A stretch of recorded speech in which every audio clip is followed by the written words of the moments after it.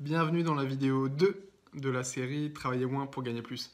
Alors dans la précédente vidéo, je t'ai donné pas mal de pépites en prenant mon exemple personnel.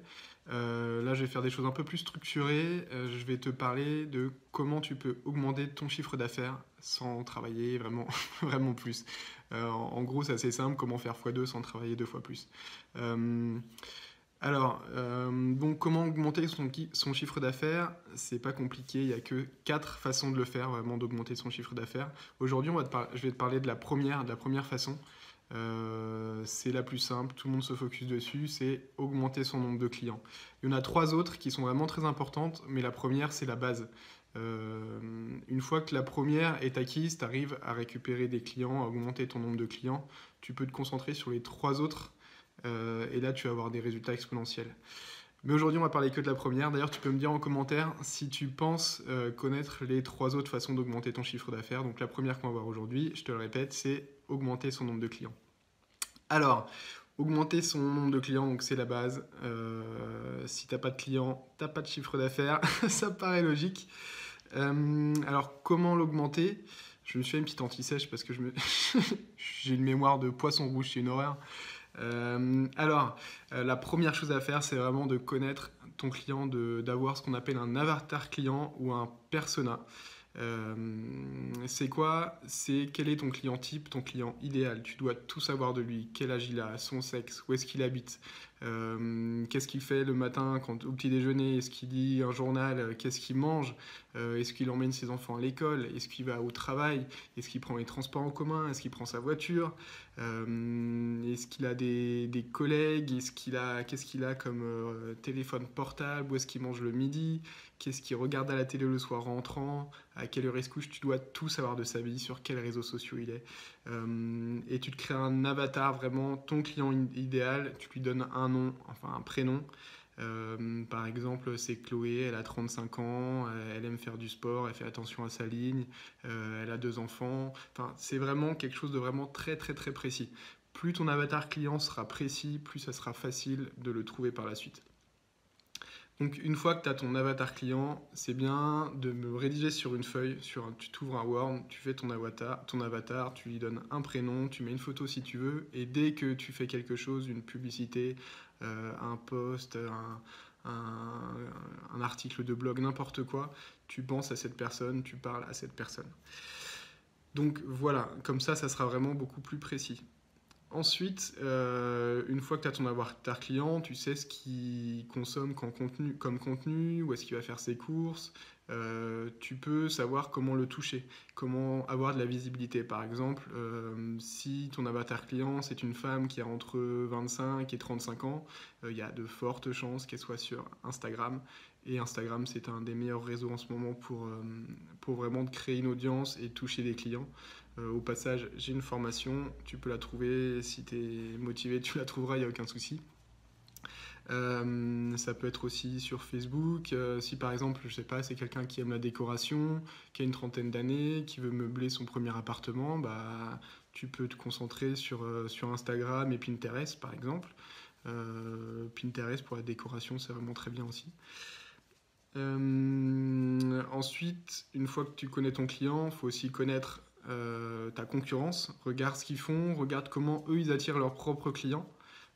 C'est bien d'étudier, de savoir vraiment par quels canaux ils attirent leurs clients.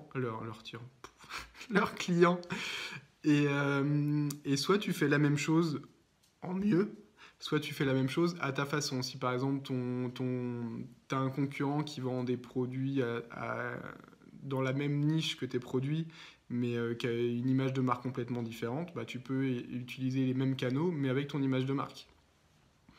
Je n'ai pas d'exemple tout de suite qui me viennent en tête, mais toi, par rapport à ta niche, je pense que tu dois trouver assez facilement.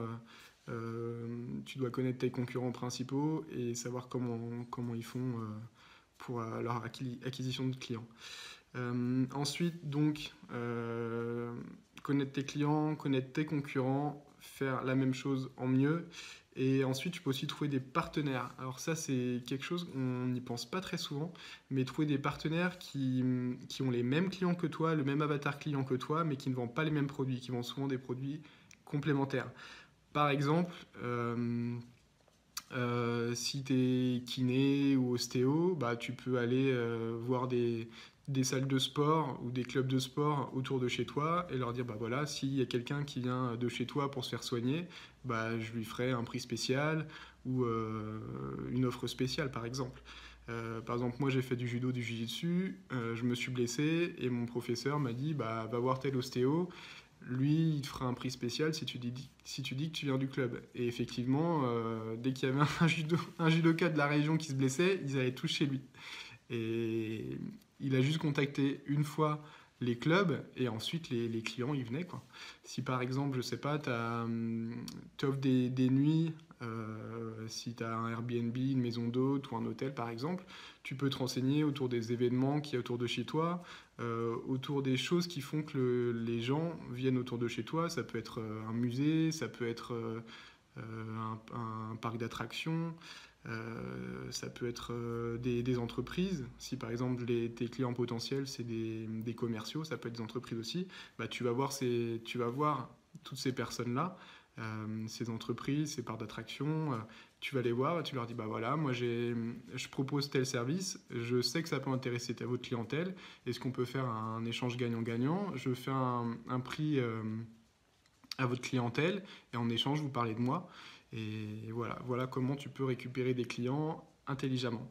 Donc ça, c'est des façons un peu organiques. Donc c'est quelque chose qu'on utilise pas mal sur Internet avec les influenceurs, les blogueurs. C'est quelque chose qui est assez ancré euh, dans la façon de faire sur Internet, mais pas trop, moins physique. Donc c'est quelque chose qu'on transpose facilement dans les business physiques aussi. Euh, Ensuite, donc ça c'est un peu l'organique. Ensuite, dans la partie payante, la publicité. Alors quand tu fais de la publicité pour avoir plus de clients, il faut absolument que la publicité soit ciblée et que tu puisses mesurer les résultats.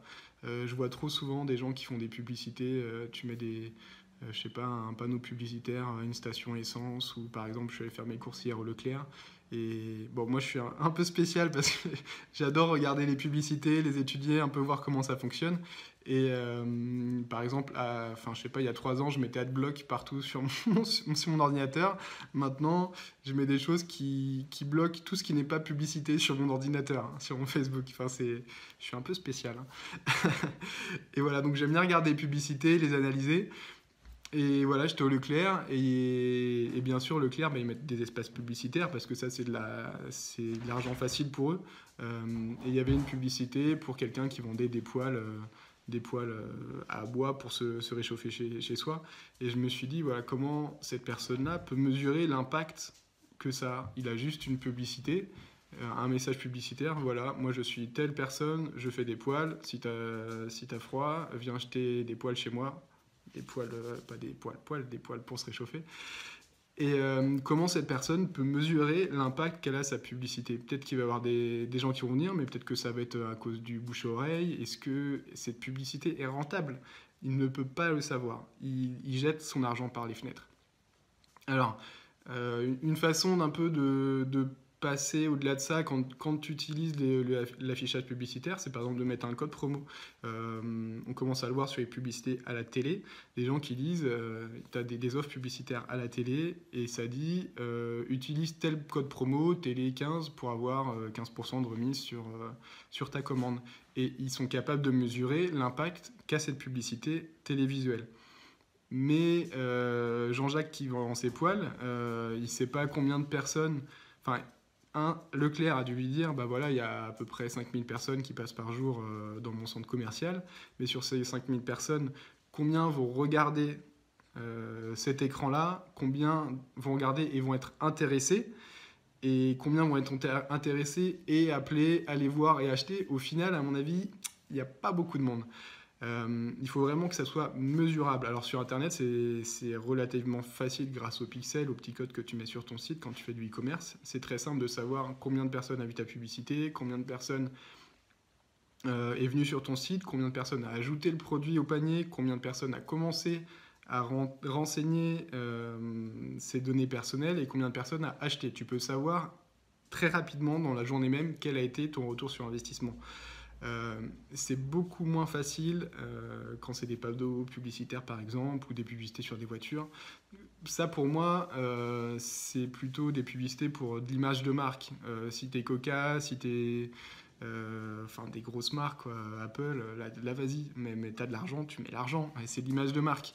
Mais par contre, si ton besoin c'est de convertir, d'avoir plus de clients directement, il faut que ça soit mesurable. Donc je te conseille plutôt de faire la publicité sur Internet, où là tu peux cibler vraiment ton avatar. Tu connais ton avatar, tu sais sur quel réseau social il va. Si par exemple c'est quelqu'un qui va beaucoup sur Facebook, tu peux la cibler très facilement, tu sais qu'elle a tel âge, tu peux la cibler en disant voilà, moi c'est ma publicité, je veux qu'elle touche telle personne de tel âge, qui habite à tel endroit, qui est intéressé par, qui a ces intérêts-là, par exemple qui aime le cheval, qui aime la remise en forme, tu peux tout cibler vraiment ton avatar client précisément. C'est pour ça que plus tu connais ton avatar client précisément, plus tu peux le toucher précisément, et moins ça te coûtera cher de le toucher.